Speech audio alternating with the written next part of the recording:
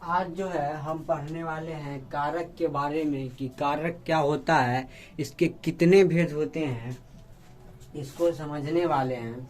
तो सबसे पहले हम यहाँ पे कारक का परिभाषा को समझेंगे। लिखा है कारक, जो क्रिया की उत्पत्ति में सहायक हो उसे कारक कहते हैं। मतलब क्या, जो भी क्रिया की उत्पत्ति में सहायता करेगा कोई भी कार्य को करने के लिए, उसको क्या बोलते हैं, उसको कारक बोलते हैं। क्या बोलते हैं? कारक बोलते हैं। जैसे लिखा है, कृष्ण ने पांडवों से गौरवों का नाश करवा दिया। जो कृष्ण जी जो थे वो क्या किए थे? पांडवों से गौरवों का नाश करवा दिए थे। यहाँ पे जो है कारक जैसे यहाँ ने हो गया, से हो गया, का हो गया, ये सब क्या है? कारक है, जो क्रिया के साथ मिलकर क्या कर रहा है? एक वाक्य की उत्पत्ति उत्पन्न कर रहा है, मतलब एक वाक्य को बनाने में सहायक हो रहा है। ठीक है, वही लिखा है। उसके बाद लिखा है क्रिया के मुख्य 6 भेद होते हैं। यहाँ पे कारक का जो मुख्य है वो कितना भेद होता है? कारक का 6 भेद होता है। सबसे पहला भेद है कर्ता कारक। सबसे पहला कौन सा होता है? कर्ता कारक। कर्ता कारक क्या होता है, इसको समझते हैं। यहाँ पे लिखा है कर्ता कारक का परिभाषा लिखा है, क्रिया के करने वाले को कर्ता कहते हैं। मतलब कोई भी क्रिया को करता है ना, उसको हम कर्ता कहते हैं। अतः शब्द के जिस रूप से क्रिया करने वाले का पता चले उसे, मतलब शब्द के जिस रूप से जो है ना ये पता चलेगा कि क्रिया को कर रहा है, उसको हम क्या बोलेंगे? उसको हम कर्ता बोलते हैं। जैसे लिखा है लड़का खेल रहा है। क्या है? लड़का जो है वो क्या कर रहा है? लड़का खेल रहा है। तो लड़का कौन सा कोई कार्य करने का काम कर रहा है ना, खेलने का कार्य कर रहा है यहाँ पे। ठीक है, जैसे सूर्य चमकता है, सूर्य क्या कार्य कर रहा है? सूर्य चमकने का कार्य कर रहा है। ठीक है, तो ऐसा शब्द जिससे पता चले कि कोई रूप से, शब्द के जिस रूप से ये पता चलेगा कि कार्य को कर रहा है, वो क्या हो जाता है? वो कर्ता हो जाता है। ठीक है, यहाँ पे लिखा है कर्म कारक। दूसरा में लिखा है इसका कर्म कारक। कर्म कारक क्या होता है, इसको समझते हैं। लिखा है जिस पदार्थ पर कर्ता का क्रिया का फल पड़े। मतलब कोई भी ऐसा पदार्थ हो जिसपे कर्ता का क्या होगा? क्रिया का फल पड़ेगा, उसे हम लोग क्या कहते हैं? उसे जो है हम कर्म कारक कहते हैं। जैसे लिखा है राम ने श्याम को पीटा। राम ने जो है श्याम को क्या किया? पीटा। राम ने जो है श्याम को क्या किया? पीटा। ठीक है, तो लिखा है इस वाक्य में कर्ता राम की क्रिया पीटना का फल जो है श्याम पे पड़ता है। यहाँ पे जो लिखा है, जो कर्ता राम जो है उसका क्रिया क्या है? पीटना। इसका जो फल है वो किस पे पड़ रहा है? श्याम पे पड़ रहा है ना, क्योंकि यहाँ पे पीटा कौन जा रहा है? श्याम को पीटा जा रहा है। ठीक है, श्याम जो है वो पीटने का कार्य, श्याम को पीटने का कार्य किया जा रहा है। इसलिए जो कर्ता जो है, जो राम है, उसका वो जो कार्य कर रहा है उसका फल किस पे पड़ रहा है? किसी अन्य पे पड़ रहा है, मतलब श्याम पे पड़ रहा है। तो इसलिए क्या हो जाएगा? ये कर्म हो जाएगा। ठीक है, अब तीसरा कारक जो है इसमें क्या दिया है? करण कारक। तीसरा कारक क्या दिया है इसमें? तीसरा जो भेद है वो है करण कारक। तो यहाँ पे लिखा है, इसका परिभाषा क्या लिखा है? करण संधान रूप कारक होता है। क्या होता है? ये साधन रूप होता है। ठीक है, अतः जिस शब्द की सहायता से क्रिया का भार होता है, मतलब कोई भी ऐसा शब्द जिससे क्या हो? क्रिया का भार होगा, उसको क्या बोलते हैं? उसको करण कारक कहते हैं। जैसे में क्या लिखा है? इसकी विभक्ति से द्वारा, के द्वारा या के साथ, मतलब इसका जो विभक्ति, इसका जो चिन्ह होता है वो क्या होता है? इसका जो चिन्ह होता है से, द्वारा, के द्वारा या के साथ है। जैसे में क्या लिखा है? जैसे में लिखा है मोहन चाकू से फल काट रहा है। मोहन क्या कर रहा है? मोहन जो है वो किससे फल काट रहा है? चाकू से। किसे फल काट रहा है? चाकू से। तो जो है मोहन का जो भार है किस पे पड़ रहा है? चाकू। चाकू का भार किस पे पड़ रहा है? फल पे। तो का फल क्या कट रहा है? फल कट रहा है। तो इसका जो लिखा है क्या? उसके बाद लिखा है मोहन ने यह किताब नौकर द्वारा भिजवाई। मोहन जो है यह किताब, मतलब एक पुस्तक को किसके द्वारा भेजने का कार्य कर रहा है? नौकर के द्वारा, किसी और के द्वारा भेजने का कार्य कर रहा है ना। तो जो उसका भार होगा किसी और पे पड़ा, तो इसलिए क्या हो जाएगा? ये करण में चला जाएगा। ठीक है, इसके बाद इसका चौथा जो भेद है वो होता है संप्रदान कारक। क्या होता है चौथा भेद? संप्रदान कारक। वो क्या होता है उसको समझते हैं। लिखा है जिसके लिए क्रिया की जाती या जिसे कुछ कुछ दिया जाता है, मतलब जिसके लिए मतलब किसी के लिए कार्य किया जाता है या किसी को कुछ दिया जाता है ना, वो चला जाता है संप्रदान कारक में। किस में चला जाएगा? संप्रदान कारक में। इसका जो प्रसंग मतलब इसका जो चिन्ह होता है वो क्या होता है? के लिए, के वास्ते या के हेतु या को, मतलब इसका जो चिन्ह होगा क्या होगा? के लिए, के वास्ते, के हेतु या को आदि, ये सब चिन्ह होता है। ठीक है, जैसे में हम समझते हैं, जैसे में लिखा है राम ने राजीव को गाय दी। राम ने राजीव को गाय दी। राम है वो राजीव को देने का कुछ कार्य, कुछ जो है देने का काम कर रहा है ना, तो यहाँ पे क्या लिखा था? इसका परिभाषा क्या कहता है? जिसके लिए क्रिया की, मतलब जिसके लिए क्रिया की जाती है, किसी जिसे कुछ देने का कार्य किया जाए, उसको हम क्या कहते हैं? उसको हम कहते हैं संप्रदान कारक। ठीक है, जैसे लिखा है राम ने राजीव को गाय दी। राम ने क्या दिया? राजीव को गाय दिया। इस वाक्य में राजीव को संप्रदान कारक है। राजीव को क्या है? राजीव जो है, राजीव को ये संप्रदान कारक है। क्यों? क्योंकि जो है गाय उसे दी गई है। गाय क्या किया गया? उसको दिया गया है, और जिसको कुछ दिया जाएगा वो क्या हो जाता है? वो संप्रदान कारक में चला जाएगा।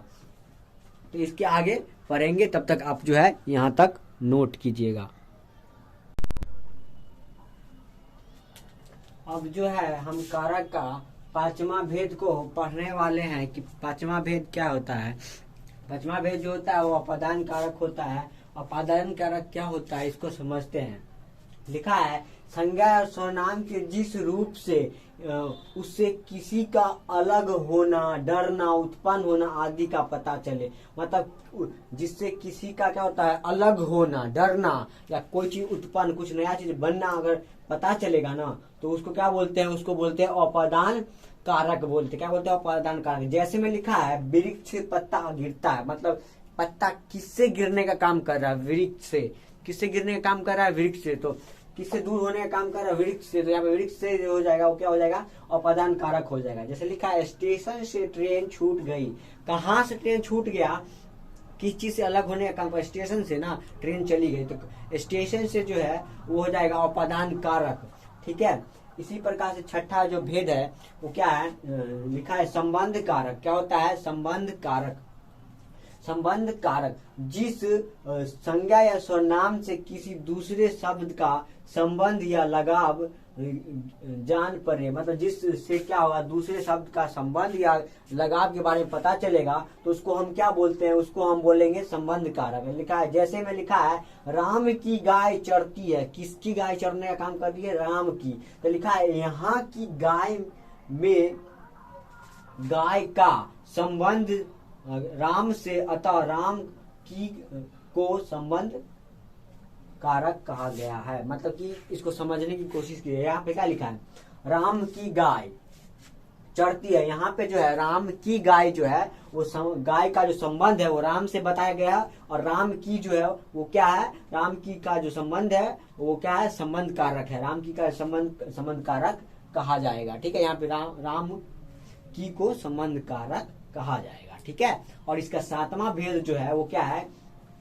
अधिकरण कारक। इससे पहले सातवां भेद पढ़ने से पहले हम ये बता दें आपको कि मुख्यतः इसका कारक का जो है 6 भेद होता है, लेकिन बुक वगैरह में ऐसे जो है 8 भेद दिया रहता है। तो इसलिए अगर एग्जाम में आपको क्वेश्चन आए तो किस में टिक करना है आपको? 8 अगर दिया रहेगा तो 8 में टिक कर दीजिएगा। ठीक है ना, मुख्यतः 6 होता है लेकिन 8 पढ़ते हैं। यहाँ पे लिखा है अधिकरण कारक। अधिकरण कारक क्या होता है इसको समझते हैं। अधिकरण अर्थात आधार, यानी संज्ञा सर्वनाम के जिस रूप से क्रिया के होने के स्थान या समय का पता चले, मतलब कोई भी कार्य, जो भी कोई भी संज्ञा या सर्वनाम का जो है जिस रूप से उसका क्रिया का होने का स्थान या समय का पता चलेगा ना, उसको क्या बोलते हैं? उसको जो है हम अधिकरण कारक कहते हैं। जैसे कैसे? जैसे में यहाँ पे लिखा है कपड़े अलमारी में है। कपड़ा जो है वो कहाँ पे है? अलमारी में है।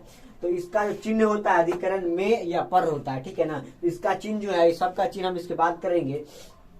यहाँ पे लिखा है कपड़े अलमारी में है। कहाँ पे है? कपड़े अलमारी में है। यहाँ पे लिखा तोता डाल पर बैठा। तोता जो है वो कहाँ पे बैठा है? डाल पर। यहाँ पे पर जो है वो क्या हो जाता है? अधिकरण कारक हो जाएगा। ठीक है, उसके बाद 8वां जो है, 8वां भेद इसका है संबोधन कारक। क्या है 8वां भेद? क्या है? संबोधन कारक। लिखा है संज्ञा सर्वनाम का वह रूप जिसे किसी को बुलाने या पुकारने का बोध, मतलब संज्ञा या स्वनाम का वह रूप जिससे किसी को बुलाने या पुकारने का बोध होगा उसे हम संबोधन कारक कहते हैं। जैसे में ले लेते हैं, हे भगवान अब मैं क्या करूं, मतलब भगवान से बोले कि हे भगवान अब मैं क्या करूं, मेरे से गलत है कुछ भी, मतलब लिखा है हे राम यह क्या हो गया, मतलब कुछ गलत हो जाता है तो हम बोलते हैं ना कि हे राम ये मेरे से क्या हो गया।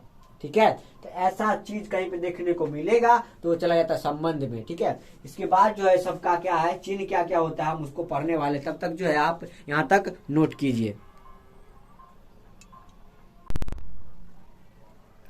अब जो है हम इसका कारक का जो चिन्ह क्या क्या होता है, किसका क्या चिन्ह होता है उसको पढ़ने वाले हैं। तो सबसे पहले हम यहाँ पे कर्ता का जो चिन्ह, कर्ता कारक का जो चिन्ह होता है वो होता है ने। क्या होता है, ने। उसके बाद कर्म कारक का जो होता है वो होता है को। करण कारक का होता है से। संप्रदान कारक का होता है को या के लिए। अपदान कारक का होता है से। संप्रदान कारक का होता है का, के, की। ठीक है, और अधिकरण कारक का होता है में, पर। और संबोधन कारक का होता है हे, अरे, एजी, अहो। ये जो है ये क्या है, ये इम्पोर्टेंट है, तो आप इसको लिख करके और क्या कीजिएगा, याद कर लीजिएगा। और हमने स्टार्टिंग में आपको बताया था कि जो है कारक का जो है मुख्य, क्या बताया था कि जो है मुख्य जो है इसका कितना भेद होता है, 6। अगर एक चीज याद रखिएगा, अगर एग्जाम में जो है आपको मुख्य दिया रहेगा तो आपको जो है कारक का 6 भेद लिखना है। ठीक है, अगर मुख्य रहेगा तो 6, अगर सिर्फ कारक रहेगा तो आपको जो है 8 में टिक मारना है। समझ में आ गया। अगर मुख्य दिया रहेगा तो आपको 6 में टिक मारना है, अगर सिर्फ कारक दिया रहेगा तो 8 में टिक मारना। क्या करना है कि कारक का 8 भेद होता है। ठीक है, और मुख्य कितना भेद होता है, तो 6 भेद होता है। अगर सिर्फ कारक रहेगा तो 8 भेद होता है। ये चीज को आपको क्या करना है, ध्यान रखना है। तो ये चिन्ह था, यहीं पे आप इसको याद कर लेगा। और ये जो कारक वाला जो हमारा हिंदी ग्रामर का जो चैप्टर था ये यहीं पे खत्म हो जाता है। अगर आपको ये अच्छा से समझ में आया तो कमेंट कीजिएगा और बताइएगा कि आपको ये वीडियो कैसा लगा। अगर अच्छा लगा तो अपने फ्रेंड को शेयर कीजिए और लाइक कीजिएगा वीडियो को, और हमारे चैनल को सब्सक्राइब कीजिएगा।